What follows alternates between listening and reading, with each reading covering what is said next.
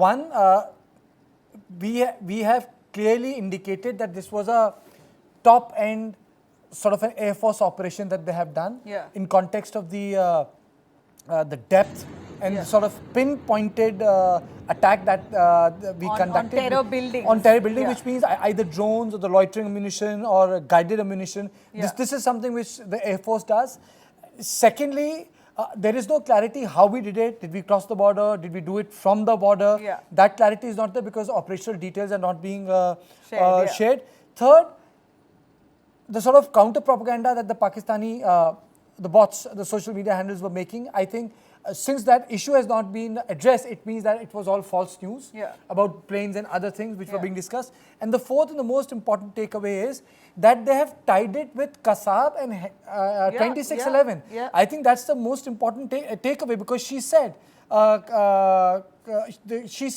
that this is the place where Kasab and Headley got the training.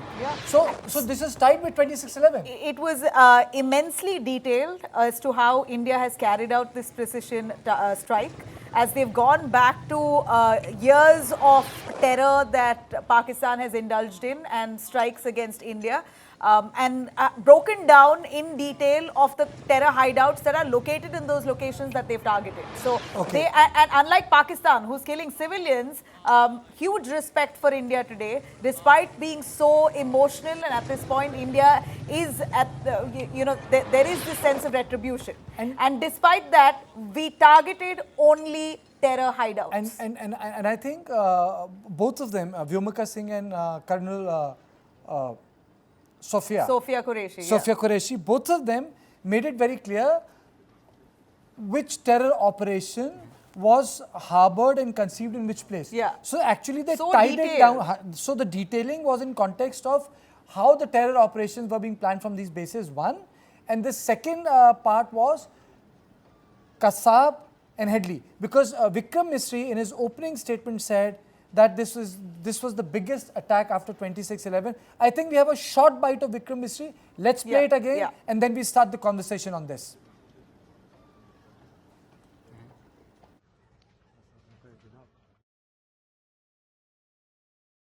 As you are all aware, on April 22, 2025, Pakistani and Pakistan-trained terrorists belonging to the Lashkar-e-Taiba carried out a savage attack on Indian tourists at Pahalgam in Jammu and Kashmir in India. They murdered 26 people, including one national of Nepal, causing the largest number of civilian casualties in a terrorist attack in India since the 26 November 2008 attacks in Mumbai. The attack in Pahalgam was marked by extreme barbarity, with the victims mostly killed with headshots from close range and in front of their families. Family members were deliberately traumatized through the manner of the killing, accompanied by the exhortation that they should take back the message. The attack was clearly driven by the objective of undermining the normalcy returning to Jammu and Kashmir. In particular, it was designed to impact the mainstay of the economy, tourism, with a record 23 million tourists visiting the valley last year.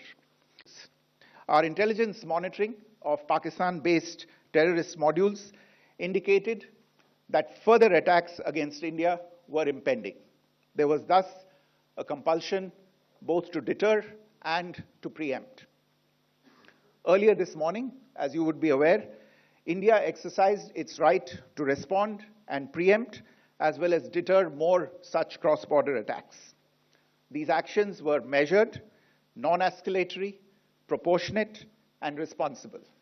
They focused on dismantling the terrorist infrastructure. In addition, Pakistan has been known to willfully mislead the world and international forums, such as the Financial Action Task Force, on this issue. The Sajid Mir case, in which this terrorist was declared dead, and then, in response to international pressure, brought back to life, found alive, and arrested, is the most glaring example. The latest attack in Pahalgam has understandably generated deep anger in Jammu and Kashmir and in other parts of India. Following the attacks, the government of India naturally responded with a set of initial measures relating to our engagement with Pakistan. You're all aware of the decisions that were announced on the 23rd of April. However, it was deemed essential that the perpetrators and planners of the 22nd April attack be brought to justice. Despite a fortnight having passed since the attacks, there has been no demonstrable step from Pakistan to take action against the terrorist infrastructure on its territory or on territory under its control. Instead, all it has indulged in are denials and allegations.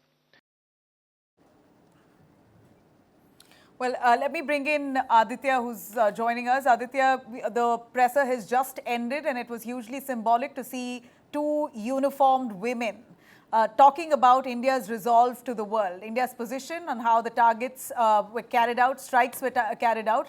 And what's immensely respectful here is that India, despite the feeling of retribution, wanting to take revenge on Pakistan, yet, leaving all that emotion aside, India has strategized on how they wanted to go about this. And that detail was established on every terror hideout in the zones that they've attacked had to be destroyed. And that's where they got at. And no civilians, no military posts. It was just targeted at terror hideouts. Well, that's right. A very significant response from the Indian security forces, the Indian armed forces against Pakistan, and in particular, the epicenter of terrorism in Pakistan, the base of Jaish-e-Mohammed and Lashkar-e-Toiba.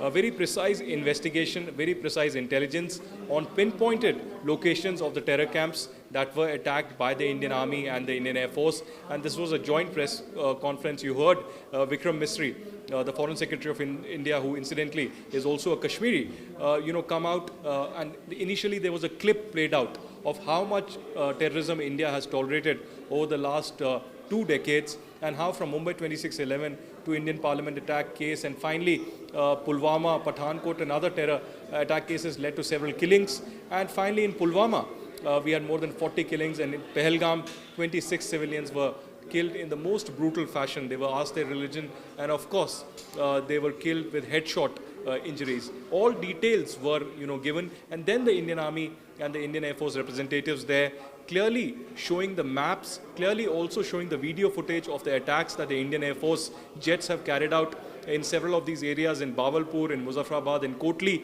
in Sialkot, and other parts of Pakistan and Pakistan-occupied Jammu and Kashmir. This is a significant moment, I would say, in Indian history and India's war against terrorism, where the entire world is witness to how, a very strong action has been taken by India against Pakistan on the epicenter of terror. Pakistan, recognized globally as a mothership of terror, has been trying to escalate propaganda against India, but that clearly isn't really going to work out. So, Nabila, it is a very important and significant development. Towards the end, Vikram Misri also mentioning that this is an ongoing situation. That means that there are confrontations still happening between the armies of India and Pakistan.